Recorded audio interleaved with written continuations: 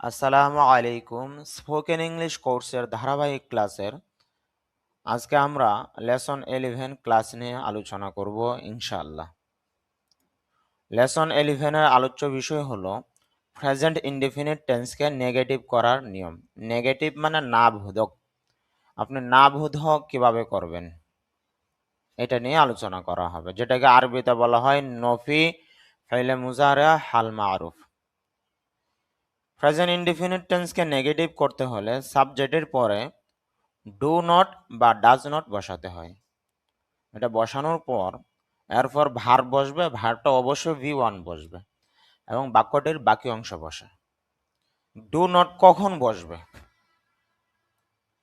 Do not বসে I, you এবং বহুবচন সাবজেক্টের ক্ষেত্রে ডু নট বসে। আর ডাজ নট বসে বাক্যটির বাকি সকল সাবজেক্টের ক্ষেত্রে, অর্থাৎ থার্ড পারসন সিঙ্গুলার নাম্বারের ক্ষেত্রে। ডু নটকে সংক্ষেপে ডোন্ট এবং ডাজ নটকে সংক্ষেপে ডাজন্ট বলা হয়। ডাজেন্ট না, ডাজন্ট। ডু নটকে আমরা সংক্ষেপে ডোন্ট বলবো আর ডাজ নটকে সংক্ষেপে ডাজন্ট বলবো। প্রেজেন্ট ইনডেফিনিট টেন্সের স্ট্রাকচার অর্থাৎ তার গঠন পদ্ধতি কি? সর্বপ্রথম সাবজেক্ট বসবে, সাবজেক্টের পরে ডু নট বা ডাজ নট, এটাকে আমরা সংক্ষেপে বলতে পারি ডোন্ট বা ডাজন্ট বলতে পারি। তারপর V1 এবং অবজেক্ট বা কমপ্লিমেন্টও হতে পারে। যেমন খেয়াল করেন, এখানে আই হলো সাবজেক্ট, তারপরে আমরা সরাসরি ডোন্ট বসিয়ে দিলাম, তা আই ডোন্ট, তারপর বাকি অংশ বসিয়ে দেব। হ্যাং আউট, হ্যাং আউট অর্থ হলো আড্ডা দেওয়া, আই ডোন্ট হ্যাং আউট, আমি আড্ডা দেই না।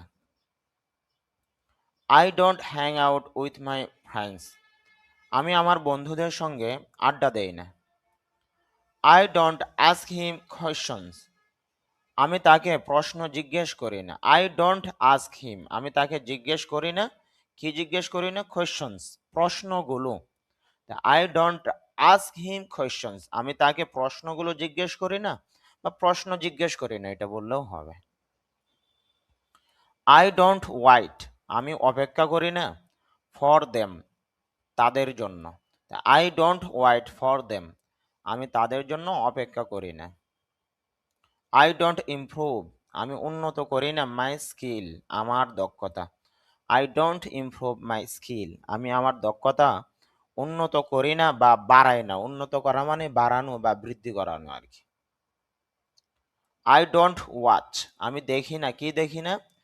টিভি, টিভিতে। আই ডোন্ট ওয়াচ টিভি, আমি টিভি দেখি না। আই ডোন্ট লিসেন, আমি শুনি না টু মিউজিক, মিউজিক মানে গান। I don't listen to music, আমি গান শুনি না। আই ডোন্ট লাই, আমি মিথ্যা বলি না। আই ডোন্ট প্লে, আমি খেলি না। কি খেলি না? ফুটবল। দেখেন এখানে আইটা হলো সাবজেক্ট, আর আয়ের পরে যেহেতু নেগেটিভ করব, হয়তো ডোন্ট অথবা ডাজন্ট বসাবো। আমরা জানি আয়ের পরে ডোন্ট বসে, এই হিসাবে আমি ডোন্ট বসিয়েছি। তারপরে ভার্ব বসে, ভার্বটা অবশ্য V1, এই হিসাবে প্লে বসাইলাম। তা আই ডোন্ট প্লে, আমি খেলি না। তারপর অবজেক্ট বসবে। কি খেলি না? ফুটবল, ফুটবল খেলি না, এটা হলো object. I don't play football, আমি ফুটবল খেলি না। I don't take right decision, আমি সঠিক সিদ্ধান্ত নেই না। দে ডোন্ট হ্যাং আউট, তারা আড্ডা দেয় না। উইথ দেয়ার ফ্রেন্ডস, তাদের বন্ধুদের সাথে। They don't hang out with their friends, তারা তাদের বন্ধুদের সাথে বা সঙ্গে আড্ডা দেয় না। উইথ মানে সাথে বা সঙ্গে। They don't wait for anyone, তারা কারো জন্য অপেক্ষা করে না। You don't improve your skills, তুমি তোমার দক্ষতা বাড়াও না বা বৃদ্ধি করো না, উন্নত করো না। They don't come on time, তারা সময় মতো আসে না। ওয়ান টাইম অর্থ হলো সময় মতো। They don't come on time, তারা সময় মতো আসে না। দে ডোন্ট হেল্প, তারা সাহায্য করে না। আদার্স, অন্যদেরকে। দে ডোন্ট হেল্প আদার্স, তারা অন্যদের সাহায্য করে না। হি ডাজন্ট, এখন আমরা ডোন্ট বলবো না। হি, শি, রহিম, করিম এগুলোর ক্ষেত্রে ডোন্ট না হয়ে ডাজন্ট হয়। সহজে আমরা এভাবেও বলতে পারি, প্রেজেন্ট ইনডেফিনিট টেন্সে সাবজেক্ট যখন থার্ড পারসন সিঙ্গুলার নাম্বার হয় তখন ডাজন্ট হবে। তবে মনে রাখতে হবে, ডাজন্ট বসানোর ক্ষেত্রে এখানে তো ইয়েস হয়েই গেছে, এই জন্য আলাদাভাবে ভার্বের সাথে এস বা ইয়েস যুক্ত করার প্রয়োজন নেই। হি ডাজন্ট ওয়াইট, সে অপেক্ষা করে না। He doesn't hang out with his friends, সে তার বন্ধুদের সাথে আড্ডা দেয় না। He doesn't wait for anyone, সে কারো জন্য অপেক্ষা করে না। হি ডাজন্ট আন্ডারস্ট্যান্ড, সে বুঝে না দ্য টপিক্স, বিষয়গুলো। He doesn't understand the topics, সে বিষয়গুলো বুঝে না। হি ডাজন্ট ইট, সে খায় না, কি খায় না? হেলথি ফুড, স্বাস্থ্যকর খাবার। He doesn't eat healthy food, সে স্বাস্থ্যকর খাবার খায় না। He doesn't know the matter, সে বিষয়টি জানে না। হি ডাজন্ট টেক এডমিশন, সে ভর্তি হয় না।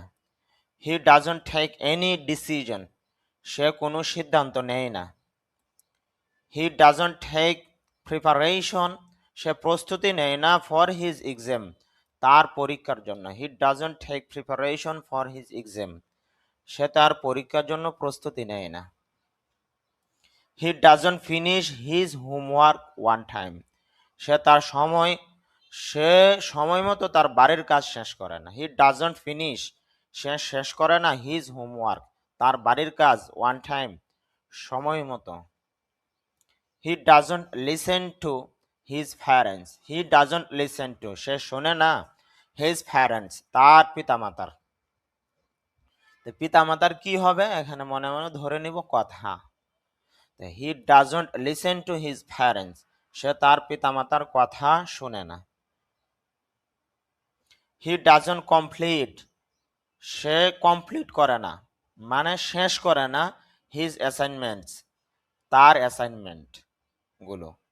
He doesn't complete his assignments, সে তার অ্যাসাইনমেন্ট গুলো শেষ করে না। হি ডাজন্ট রেসপেক্ট, সে সম্মান করে না হিজ এল্ডার্স, তার বড়দেরকে। He doesn't respect his elders, সে তার বড়দের সম্মান করে না।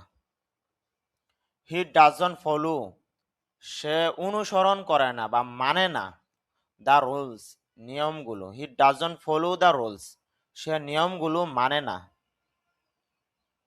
He doesn't prepare for his exam, সে তার পরীক্ষার জন্য প্রস্তুতি নেয় না। হি ডাজন্ট প্রিপেয়ার, সে প্রস্তুতি নেয় না ফর হিজ এক্সাম। যদি আমরা এক্সাম বলি, এক্সাম না, শুদ্ধ উচ্চারণ হবে এক্সামস, পরীক্ষাগুলো বা পরীক্ষা।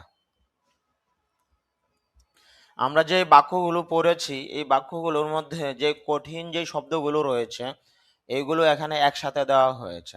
এখন আমরা ওই শব্দগুলো শিখব।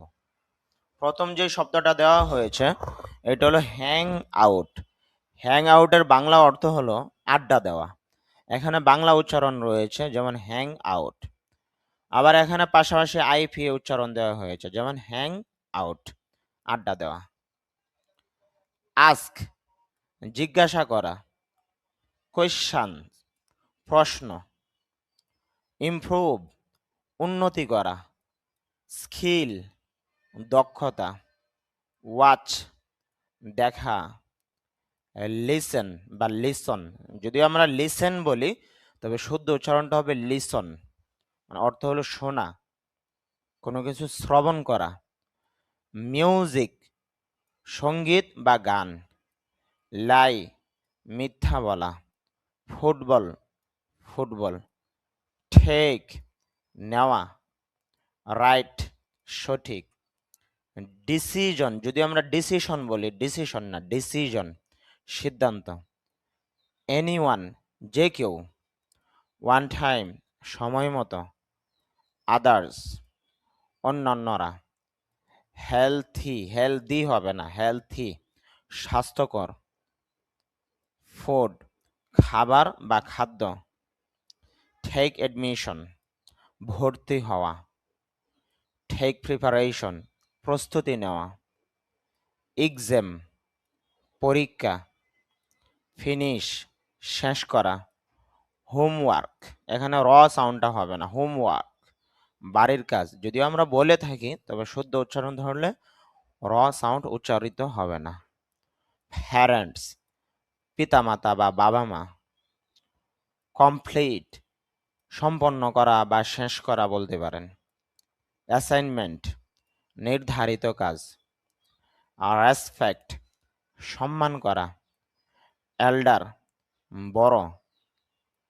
ফলো অনুসরণ করা। রুল নিয়ম। প্রিপেয়ার প্রস্তুত করা। এইভাবে আমরা ধারাবাহিকভাবে 50টি ক্লাস আপলোড করব ইনশাল্লাহ। পাশাপাশি আরও কিছু ক্লাস দেওয়ার চেষ্টা করব। সম্পূর্ণ কোর্সটি কমপ্লিট করলে ইংরেজিতে কথা বলতে পারবেন, যে কোনো ইংরেজি বই পড়তে পারবেন। আমাদের কোর্সের বৈশিষ্ট্য হলো প্রতিটা ক্লাসের শুরুতে অল্প কিছু নিয়ম থাকবে, আর ওই নিয়ম অনুযায়ী 30টি বাক্য থাকবে। আর ওই 30টি বাক্যের মধ্যে যত শব্দ অর্থ থাকবে প্রতিটা শব্দ অর্থ এভাবে দেওয়া হবে। এইভাবেই সম্পূর্ণ কোর্সটি কমপ্লিট করব ইনশাল্লাহ। যদি কারো বই প্রয়োজন হয় বই নিতে পারেন। বই নেওয়ার জন্য এই নম্বরে যোগাযোগ করবেন 01878860866 বা 66, এই নম্বরে যোগাযোগ করবেন।